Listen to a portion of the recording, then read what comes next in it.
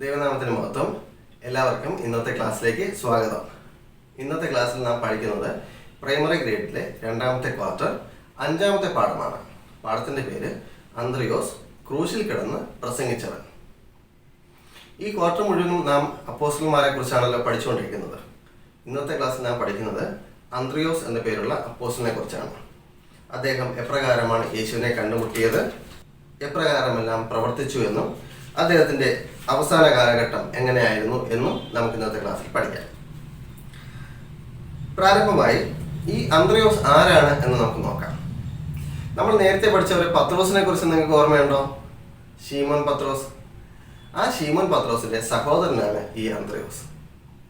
പക്ഷേ രണ്ടുപേരും സഹോദരങ്ങളായിരുന്നു എങ്കിൽ തന്നെയും രണ്ടുപേരുടെയും സ്വഭാവത്തിലും വ്യത്യാസമുണ്ടായിരുന്നു. ഇവർ രണ്ടുപേരുടെയും പ്രധാനപ്പെട്ട തൊഴിൽ മീൻപിടുത്തം തന്നെയായിരുന്നു. എന്നാൽ ഇതിൽ ശീമോൻ പത്രോസ് വെറും ഒരു മീൻപിടുത്തക്കാരനായിരുന്നു. എന്നാൽ ഈ അന്ത്രയോസ് മീൻപിടുത്തക്കാരൻ ആയിരിക്കുമ്പോൾ തന്നെ അദ്ദേഹം ആത്മീയ കാര്യങ്ങളെല്ലാം കുറച്ചുകൂടി താല്പര്യമുള്ള ഒരു വ്യക്തിയായിരുന്നു. നമുക്ക് ഈ അന്ത്രയോസ് എങ്ങനെയാണ് യേശുവിനെ കണ്ടുമുട്ടിയത് എന്ന് നമുക്ക് നോക്കാം. ആ കാലഘട്ടത്തിൽ അവരുടെ ഇടയിൽ ഒരു വലിയ പ്രാസംഗികൻ ഉണ്ടായിരുന്നു. നിങ്ങൾക്ക് പേര് കേട്ടാൽ ഓർമ്മ വരും, യോഹന്നാൻ സ്നാപകൻ എന്നാണ്. നമ്മൾ സ്നാപക യോഹന്നാൻ എന്നൊക്കെ പറയാറുണ്ട്. ഓക്കെ, ഇദ്ദേഹത്തിന് ധാരാളം ശിഷ്യന്മാർ ആ കാലഘട്ടത്തിൽ ഉണ്ടായിരുന്നു. അവരിൽ ഒരു ശിഷ്യനായിരുന്നു ഈ അന്ത്രയോസ്. അപ്പൊ ഞാൻ പറഞ്ഞു, അദ്ദേഹം ഒരു മീൻപിടുത്തക്കാരൻ മാത്രമായിരുന്നില്ല അല്ലെ. അദ്ദേഹത്തിന് ആത്മീയ കാര്യങ്ങൾ, പ്രസംഗങ്ങൾ കേൾക്കുക, മറ്റുള്ളവരെ കാണുക, സംസാരിക്കുക, ഇതൊക്കെ അദ്ദേഹത്തിന് വളരെ താല്പര്യമുണ്ടായിരുന്ന ഒരു വ്യക്തിയായിരുന്നു ഈ അന്ത്രയോസ്. ഒരു ദിവസം യോഹന്നാൻ സ്നാപകനും തന്റെ ശിഷ്യന്മാരും കൂടെ ചേർന്ന് യോർദാനക്കരെ വെള്ളത്തിൽ സ്നാനം കഴിപ്പിക്കുകയായിരുന്നു. അപ്പം ഈ സ്നാനപ്പെടാൻ വേണ്ടി അനേകം പേർ വരിവരിയായിട്ട് നിൽക്കുകയായിരുന്നു. അക്കൂട്ടത്തിൽ യേശുവും സ്നാനപ്പെടാൻ വേണ്ടി കടന്നു വന്നു.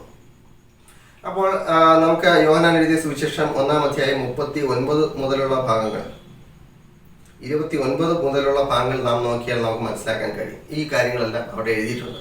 അപ്പോൾ യോഹന്നാൻ സ്നാപകൻ യേശുവിനെ തടയുകയാണ്. അയ്യോ യേശുവെ, ഞാനല്ല അങ്ങയെ സ്നാനപ്പെടുത്തേണ്ടത്, അങ്ങാണ് എന്നെ സ്നാനപ്പെടുത്തേണ്ടത്. എന്തായാലും ഒടുവിൽ യോഹന്നാൻ സ്നാപകൻ യേശുവിനെ സ്നാനപ്പെടുത്തി. മാത്രവുമല്ല, യോഹന്നാൻ സ്നാപകൻ ഇപ്രകാരം പറയുന്നു: ആരുടെ മേൽ ആത്മാവ് ഇറങ്ങുന്നതും വസിക്കുന്നതും നീ കാണുമോ, അവൻ പരിശുദ്ധാത്മാവിൽ സ്നാനം കഴിപ്പിക്കുന്നവനാകുന്നു. അപ്പോൾ യോഹന്നാൻ സ്നാപകൻ യേശുവിനെ സ്നാനം കഴിപ്പിക്കുന്ന സമയത്ത് ആത്മാവ് പ്രാവെന്ന രൂപത്തിൽ യേശുവിന്മേൽ ഇറങ്ങി വരുന്നത് യോഹന്നാൻ സ്നാപകൻ കാണുകയും മാത്രമല്ല യേശു തന്നെ ദൈവപുത്രൻ എന്ന് സാക്ഷ്യം പറയുകയും ചെയ്തു. അപ്പോൾ ഇത് കൂടെ ഉണ്ടായിരുന്ന എല്ലാ ശിഷ്യന്മാരും കേൾക്കുകയുണ്ടായി കേട്ടോ. ഇനി അടുത്ത ദിവസം എന്താണ് സംഭവിച്ചത് നോക്കാം. 1-ാം അധ്യായം 35-ാമത്തെ വാക്യത്തിൽ നാം ഇപ്രകാരം കാണുന്നു: പിറ്റേന്ന് യോഹന്നാൻ സ്നാപകൻ വീണ്ടും തന്റെ 2 ശിഷ്യന്മാരുമായി അവിടെ നിൽക്കുമ്പോൾ അകലേക്കൂടെ കടന്നു പോകുന്ന യേശുവിനെ കണ്ടിട്ട് യോഹന്നാൻ സ്നാപകൻ ഇപ്രകാരം പറയുന്നു: ഇതാ ലോകത്തിന്റെ പാപത്തെ ചുമക്കുന്ന ദൈവത്തിന്റെ കുഞ്ഞാട്. ഈ പറഞ്ഞ സമയത്ത് 2 ശിഷ്യന്മാരുണ്ടായിരുന്നു എന്ന് ഞാൻ പറഞ്ഞല്ലോ. അത് ആരൊക്കെയാണെന്ന് നമുക്ക് നോക്കാം. 40-ാമത്തെ വാക്യത്തിൽ ഇപ്രകാരം കാണുന്നു: യോഹന്നാൻ പറഞ്ഞത് കേട്ട് അവനെ അനുഗമിച്ച 2 പേരിൽ ഒരുത്തൻ ശീമോൻ പത്രോസിന്റെ സഹോദരനായ അന്ത്രയോസ് ആയിരുന്നു. അപ്പോൾ ഒരു സംശയവും ബാക്കി വെക്കാതെ വണ്ണം അന്ത്രയോസ് ആണെന്നും അത് ശീമോൻ പത്രോസിന്റെ സഹോദരനാണെന്നും ഇവിടെ അത് ഉറപ്പിച്ചു പറയുന്നു. അപ്പോൾ അങ്ങനെയാണ് യേശുവിനെ അന്ത്രയോസ് കണ്ടുമുട്ടുന്നത്. ഇത് കേട്ടപ്പോൾ അന്ത്രയോസിന് മനസ്സിലായി, യേശുവാണ് ലോകത്തിന്റെ പാപത്തെ മോചിക്കുവാൻ കഴിവുള്ള ദൈവപുത്രൻ. അന്നു മുതൽ അന്ത്രയോസ് യേശുവിനെ അനുഗമിക്കുവാൻ, അല്ലെങ്കിൽ യേശുവിന്റെ ഒരു ശിഷ്യനായി തീരുവാൻ തക്കവണ്ണം ആഗ്രഹിച്ചു. അടുത്തതായി അന്ത്രയോസ് യേശുവിനോട് കൂടെ. അന്ന് രാത്രി അന്ത്രയോസ് യേശുവിനോടൊപ്പം രാപാർത്തു. യേശുവിനോട് കൂടെ പാർക്കുവാൻ അവസരമുണ്ടായതിൽ താൻ വളരെയധികം സന്തോഷിച്ചു. തൻ്റെ ആത്മീയ ജീവിതത്തിൽ മറക്കുവാൻ കഴിയാത്ത സന്തോഷം ആ രാത്രിയിൽ താൻ അനുഭവിച്ചു. യേശുവിനെ അനുഗമിക്കുവാൻ വേണ്ടി തീരുമാനിച്ച ഈ അന്ത്രയോസ് യേശുവിനോടൊപ്പം സഞ്ചരിക്കുകയും യേശുവിൻ്റെ പഠിപ്പിക്കലുകൾ ശ്രദ്ധിച്ച് മനസ്സിലാക്കുകയും യേശുവിൻ്റെ അത്ഭുത പ്രവൃത്തികൾ വിശ്വാസം വർദ്ധിപ്പിക്കുകയും ചെയ്തു. യേശുവിൻ്റെ ശ്രേഷ്ഠത താൻ ഗ്രഹിക്കുവാൻ ഇതിടയായി. യേശുവിനു വേണ്ടി ഏത് സഹായം ചെയ്യുവാനും അന്ത്രയോസ് സന്നദ്ധനായിരുന്നു. ഒരു അനുഭവം പറയാം. ഒരിക്കൽ യേശു ഒരു സ്ഥലത്ത് വന്നു.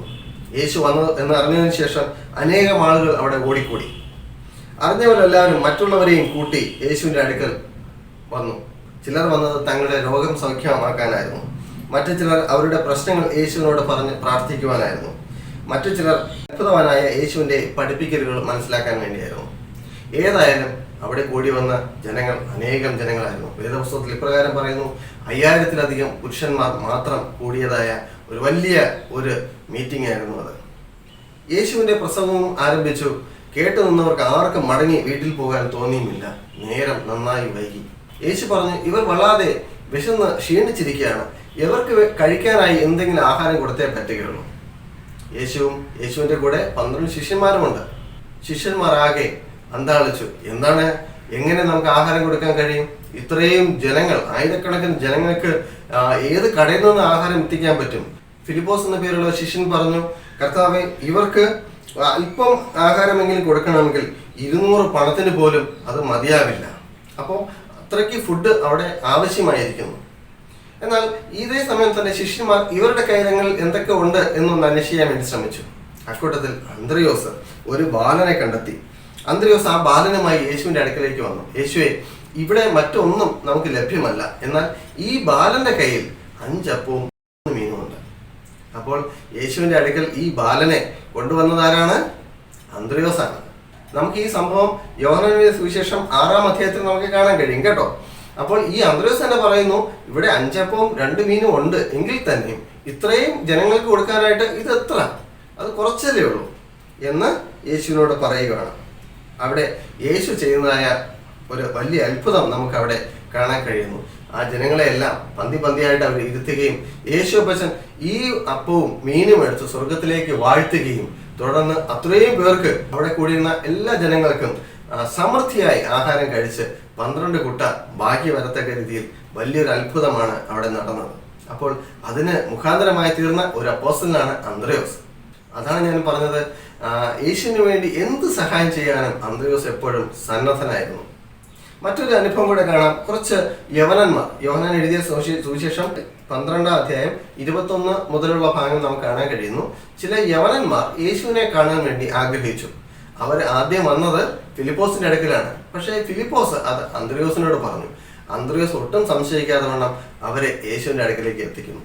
ഒരു ചെറിയൊരു കാര്യമായിട്ട് നമുക്ക് തോന്നിയേക്കാം, എങ്കിൽ തന്നെയും അവിടെ യേശുവിന്റെ അടുക്കൽ ഇന്ന ആൾക്കാർക്ക് മാത്രമേ കടന്നു പോകാൻ കഴിയുള്ളൂ. നമ്മളൊന്നും വലിയ ഓഫീസുകളിലൊക്കെ കാണുന്നുണ്ടല്ലോ, നമ്മളൊരു നേതാവിനെ കാണാൻ വേണ്ടി നമ്മൾ ഒരുപാട് സമയമൊക്കെ കാത്തു നിൽക്കേണ്ടി വരത്തില്ലേ?